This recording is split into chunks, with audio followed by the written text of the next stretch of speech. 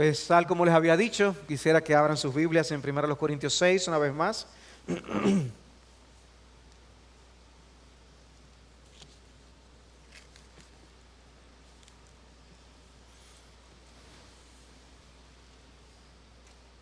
Yo he llamado esta meditación, y es tan solo una meditación, el verdadero dueño. El verdadero dueño. Es común que las personas identifiquen de alguna manera sus posesiones. Hay personas que pueden ver de quién es algo y como quiera se lo van a coger. Son ladrones que se apropian de lo que no les pertenece, pero sabemos que para aquellos que respetan lo que es de otros, ponemos el nombre de las cosas y nosotros siempre esperamos que eso sea devuelto a su legítimo dueño. Desde niños veíamos cómo a nuestras posesiones, los útiles, los libros, se les ponían nuestros nombres para que los profesores, los demás estudiantes supieran a quién pertenecía una regla, un lápiz. Eso es correcto, ponerle el nombre a las cosas. Vemos en la película Toy Story que Woody pertenecía a Andy y cómo le tenía el nombre de Andy debajo en el zapato, este juguete. Las cosas tienen un nombre porque nos muestran a quién pertenecen y nosotros creemos en la propiedad privada y por eso la gente saca títulos para sus posesiones, sus propiedades. Esta propiedad pertenece a tal persona y cualquiera que encuentre algo que no es suyo, nosotros esperamos que al ver que pertenece a alguien, que tiene un nombre al que pertenece, pues se use conforme a los propósitos que esa persona desea y no conforme a aquello que él se le antoje o quiere hacer. Si alguien toma algo que es tuyo, tú no vas a querer necesariamente que se use para fines diferentes a los que tú como dueño quieres o por lo cual lo compraste. Si por alguna razón tú vas a usar algo que no es tuyo, es posible que tú entonces te acerques a la persona y pidas autorización. ¿Puedo yo usar esto? Eso es lo correcto, ¿no es así? Bueno, no es raro escuchar a las personas por ese derecho de propiedad que pensamos que tenemos, ¿no? No es raro escuchar a las personas decir, yo hago conmigo lo que yo quiero. Y suena fuerte, pero la gente lo dice. Yo hago conmigo lo que yo quiero, por eso yo lo compré. Yo lo compré y dicen, y enfatizan, con mi dinero. Entonces, nos sentimos que poseemos las cosas y tenemos un derecho de propiedad. Y cuando traspasamos esa idea a personas, entonces clamamos tener derecho a hacer lo que queramos con nuestras vidas. O sea, nosotros entonces decimos, yo hago lo que yo quiero con mi vida. Entonces ahí ya asumimos la vida como si fuera nuestra. Pero eso no solo no es cierto como criaturas del Señor que somos todos, sino que de manera especial no es cierto de los hijos de Dios. O sea, la realidad es que nadie se pertenece. Todos le pertenecemos a Dios. Pero de manera especial, el creyente, el Hijo de Dios, le pertenece al Señor. Y por eso quiero usar ese texto de 1 Corintios 6 para meditar. Dice el versículo 19, ¿o no sabéis que vuestro cuerpo es templo del Espíritu Santo, que está en vosotros, el cual tenéis de Dios? Y ahora noten, y que no sois vuestros, pues por precio habéis sido comprados. Por tanto, glorificad a Dios en vuestro cuerpo y en vuestro espíritu, los cuales son de Dios. La vida cristiana en gran parte se trata de lo que nosotros creemos y de lo que nosotros tenemos que hacer con lo que creemos. Hay algo en este pasaje que habla de lo que nosotros debemos creer y hay algo en este pasaje que nos dice algo que debemos practicar. Y al menos hay dos cosas de estas que yo quiero destacar. Uno es la transacción y lo otro es la implicación. La transacción y la implicación. Pero antes de yo meterme a ver cada una de estas cosas, permítame decir algo de la primera parte del versículo 19. Allí dice que nuestros cuerpos no son meros cascarones sin valor, porque esa era una visión que había en aquellos días, donde el cuerpo era material y por tanto valía muchísimo menos que el alma, pero en la palabra de Dios, nosotros vemos que Dios valora tanto el cuerpo como el alma, y de hecho ambas cosas son de Él. Pero de manera particular se nos dice que nuestro cuerpo es templo del Espíritu Santo. Templo del Espíritu Santo. Puede que para nosotros eso no tenga profundo significado por faltarnos el trasfondo que los judíos tenían de la importancia del templo. La vida religiosa del pueblo de Israel giraba alrededor del templo. En el caso nuestro no es así. Y ahora aprendemos de otra cultura lo importante que es el templo para el pueblo de Dios. Y cómo nosotros tenemos instrucción en el Nuevo Testamento aún, de que la iglesia como iglesia es templo del Espíritu, pero que cada uno de nosotros como individuo también es templo del Espíritu. Y eso tiene profundas implicaciones que no es mi tema en esta tarde y por lo tanto no me voy a introducir en esto, pero esto debe ser algo que Dios use poderosamente en nuestras vidas. Pero ¿cuál es la transacción que nosotros vemos aquí en el texto? Bueno, dice que por precio habéis sido comprados, fuimos redimidos, fuimos rescatados, fuimos comprados en el mercado de esclavos por parte de Dios. Comprados fuisteis por precio. No os hagáis esclavos de los hombres, dice Pablo en 1 Corintios 7, versículo 23. Y cuando el apóstol Pablo está dirigiéndose a los ancianos de Éfeso en Hechos capítulo 20, dice que la iglesia de Dios fue algo que él compró con su sangre. La iglesia es de Dios y dice que la compró con su sangre, es de posesión de Dios. Hubo una transacción, Dios hizo una compra. Y es como si Dios hubiera ido al mercado de esclavos y nos hubiera comprado en pública subasta.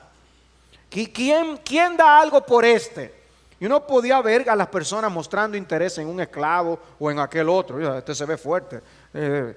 No, este es más caro porque miren el tamaño que tiene. Y a lo mejor le subían el precio. Yo me pregunto, realmente por nuestra condición espiritual, ¿qué precio nos asignarían a nosotros?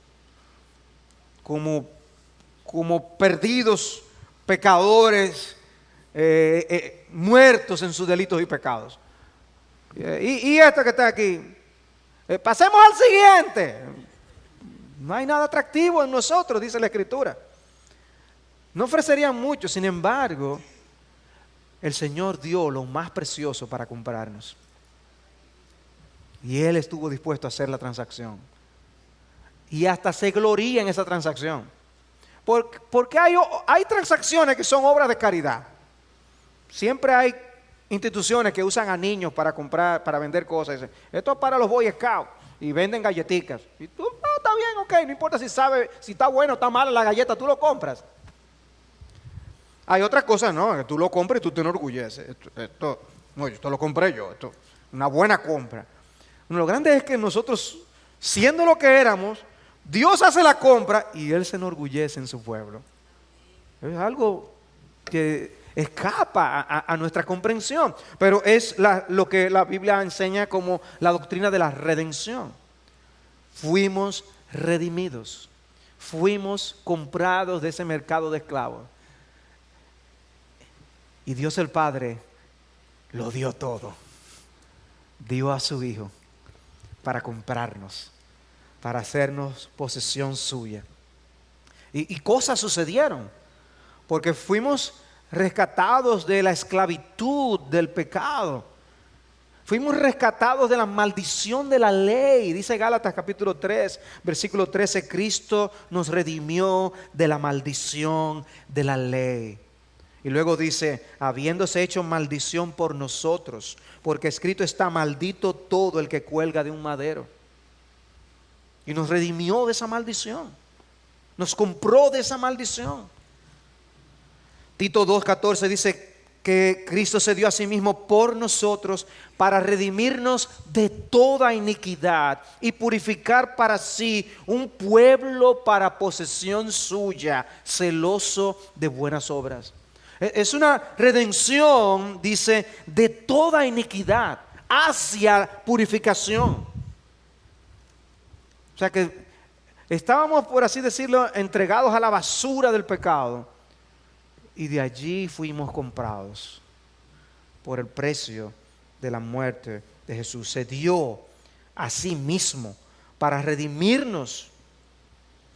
La verdad es que todo es de Dios. Dice el Salmo 50, mío es todo animal del bosque y el ganado sobre 1000 colinas, toda ave de los montes, y mío es todo lo que en el campo se mueve. Si yo tuviera hambre no te lo diría a ti, porque mío es el mundo y todo lo que en él hay. Creamos o no en Cristo. Sin embargo, Él hace de su pueblo, de los suyos, de esos pecadores rescatados por Cristo, un pueblo suyo especial. Esto es especialmente mío, dice el Señor. Él nos redime para ser posesión especial suya. Y no fuiste redimido de vuestra vana manera de vivir, heredada de vuestros padres con cosas perecederas como oro o plata, sino con la sangre preciosa de Cristo, de un cordero sin mancha y sin contaminación. ¡Qué precio! Ahora, observen de dónde nos fuimos rescatados. Dice, de vuestra vana manera de vivir. A todo el mundo le gusta servir para algo. No es que vivamos siempre tan conscientes de eso, pero de cuando en cuando nos gusta ser útiles, ¿verdad que sí? Nadie quiere pasar por este mundo y no servir para nada. Pero la forma en que Dios describe nuestra vida sin Cristo es una vida vana. Una vida vana, hueca, vacía, sin valor. El que da valor a nuestra vida es Cristo. Fuimos rescatados, redimidos de una vida sin sentido con el precio de la sangre de Jesucristo. De manera que en ese sentido, ven, no somos nuestros, fuimos comprados. Hubo una transacción. De forma que ya ahora somos propiedad del Altísimo de una manera especial. Y ese tema perdura tanto que llega hasta la eternidad. Y en Apocalipsis 5:9, el pueblo de Dios se está cantando y cantaban un cántico nuevo diciendo, digno eres de tomar el libro y de abrir sus sellos, porque tú fuiste inmolado y con tu sangre compraste para Dios a gente de toda tribu, lengua, pueblo y nación. Dice, ese será el cántico. Señor, gracias por haberme comprado. Gracias por comprarme, Señor. Que no nos quedamos allí en el mostrador. Como de esas tiendas que uno va, que hay productos que están todos llenos de polvo, que se ve que tienen años ahí.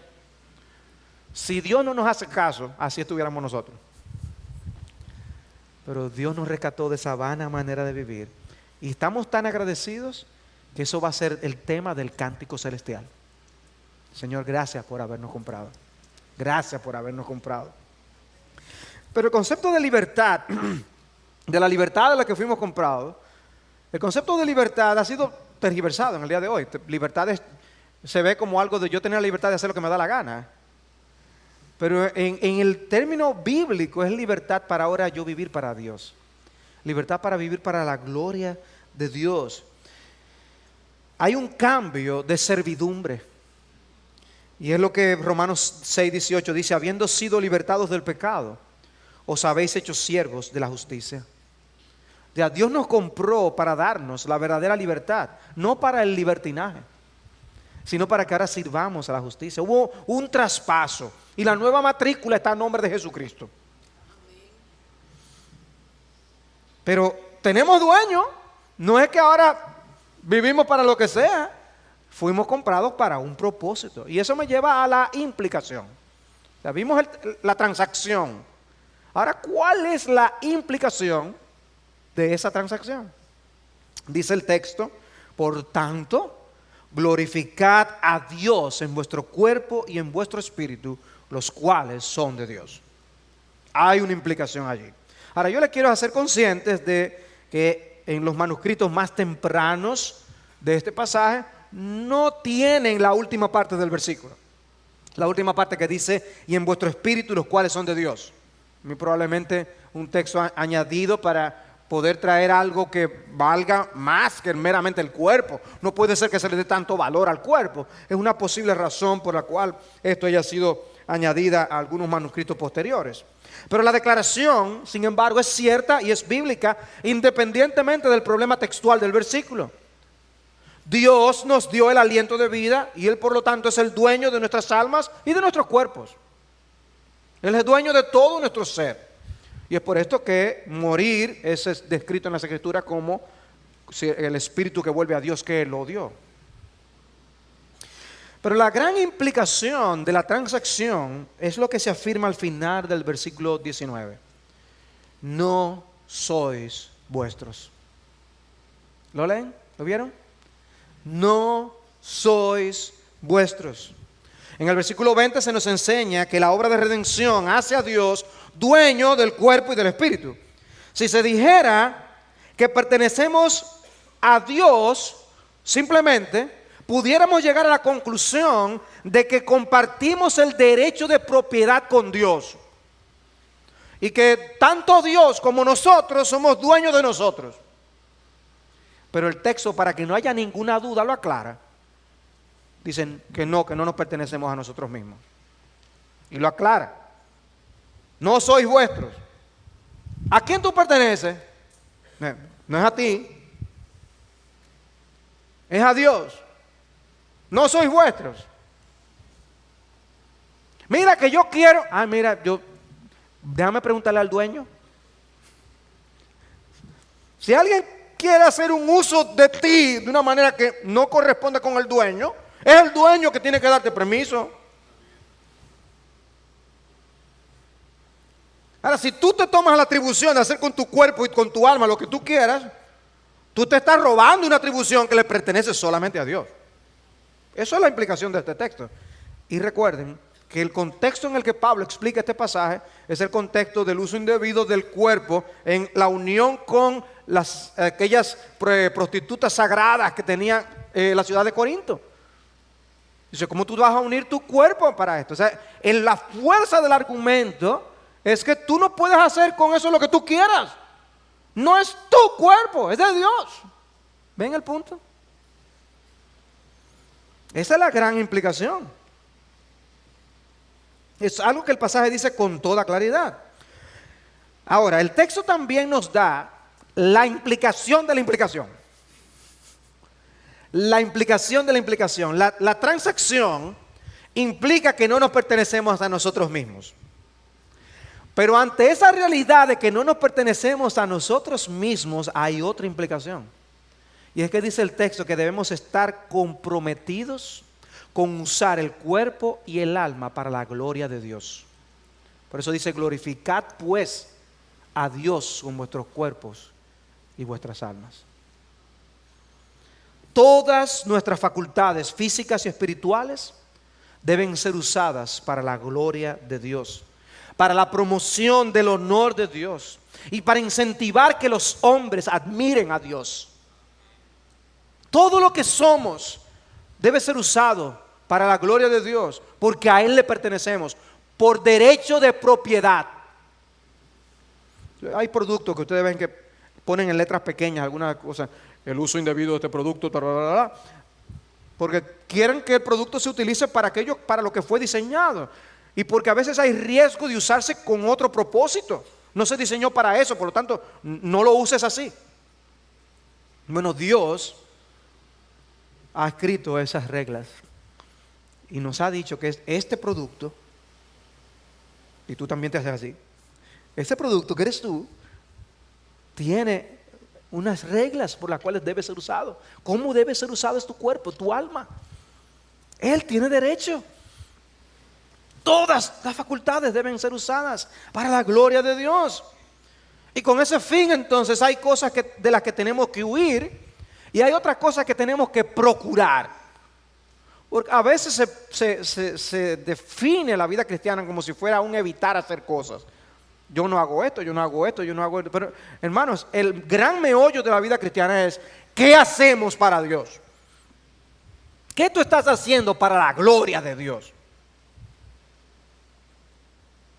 No hagas que la definición de tu vida cristiana es lo que tú no haces. ¿Qué haces para Dios?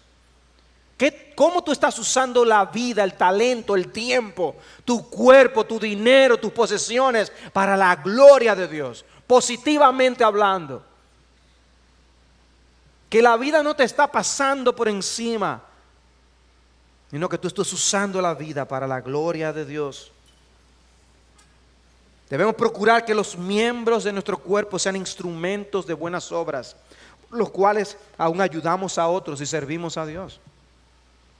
Hermanos, saber que el cuerpo es de Dios y el alma es de Dios debe ayudarnos a usar el cerebro y la mente para la gloria de Dios.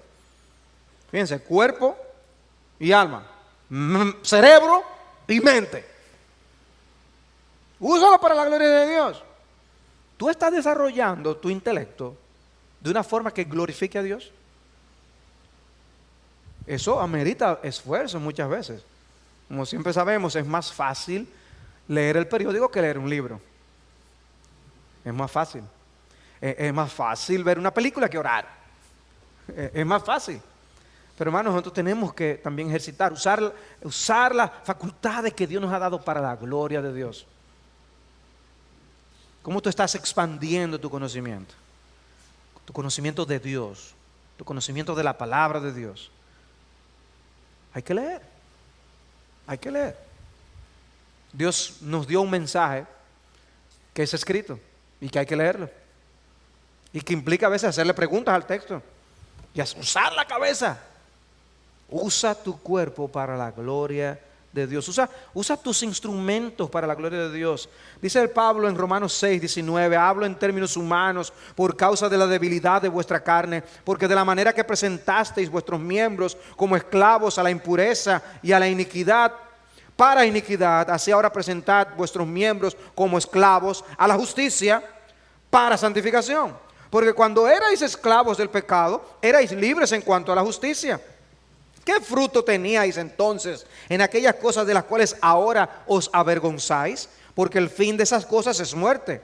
Pero ahora, habiendo sido libertados del pecado y hechos siervos de Dios, tenéis por vuestro fruto la santificación y como resultado la vida eterna. Dice, ok, usa ahora lo que tú eres para la gloria de Dios. Sea tu cuerpo un instrumento, una herramienta para glorificar a Dios. Usa tu boca para glorificar a Dios. Usa tu boca para edificar a otros. Usa tu boca para proclamar a Cristo. Usa tu boca para confesar el Evangelio. Usa tus ojos para aprender. Usa tus ojos no para depositar en lo malo. Usa tus manos para trabajar. Usa tus manos para proveer. Usa tus manos para ayudar. Usa tus pies para ir a ciertos lugares. Y evita ir a otros. Ven, vas a usar este cuerpo, es un instrumento para tú hacer cosas para la gloria de Dios. Y a veces hay que decirle a ese cuerpo, pues te quedas aquí a orar. Ora. Y hasta que no ores no te levantes. Y a veces uno se queda un rato ahí.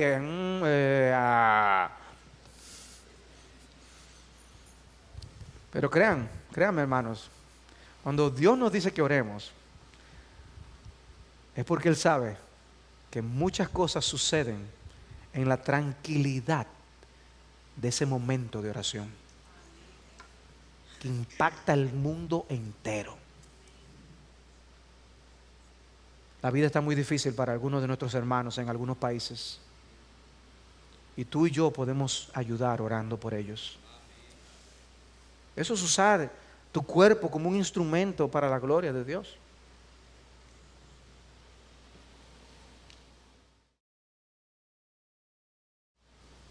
Dice un comentarista, a menudo se dice haré lo que me dé la gana. Cuando uno se refiere a un hábito o una pasión que le tiene esclavizado. Es solo cuando una persona tiene la fuerza de Cristo, cuando puede decir de veras, haré lo que quiera y no daré gusto a las cosas que me tienen en su poder. Pablo insiste en que no nos pertenecemos a nosotros mismos. No hay tal cosa en el mundo como una persona que se haya hecho a sí misma. El cristiano es uno que considera no sus derechos sino sus deberes. No puede hacer lo que quiera sencillamente porque no se pertenece a sí mismo, sino que ha de hacer lo que Cristo quiera, porque para eso le compró al precio de su sangre. No nos pertenecemos a nosotros mismos. ¿Recuerdan ustedes ese himno que cantábamos antes?